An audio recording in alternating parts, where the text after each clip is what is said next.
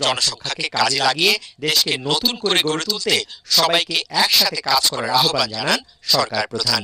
প্রধানমন্ত্রী ও BNP chairman বলেন, শহীদ রাষ্ট্রপতি জিয়াউর রহমান ও বেগম খালেদা জিয়ার দেখানো পথ অনুসরণ করে বিএনপি দেশকে এগিয়ে নিয়ে যাবে। অসত্যতার বিরুদ্ধে এক বিন্দুও ছাড় নয়। বিএনপি চেয়ারপারসন ও 3 বারের সাবেক প্রধানমন্ত্রী প্রয়াত বেগম খালেদা জিয়ার 82তম জন্মদিন উপলক্ষে নয়াপল্টনে দলের কেন্দ্রীয় কার্যালয়ে আয়োজন করা হয় দোয়া ও মিলাদ মাহফিলের। এতে অংশ নেন বিএনপি কেন্দ্রীয় নেতাকর্মীরা। প্রয়াত নেত্রীর রাজনৈতিক জীবন, গণতন্ত্রের জন্য আন্দোলন এবং দেশের মানুষের প্রতি তার অবদানের কথা স্মরণ করেন তারা।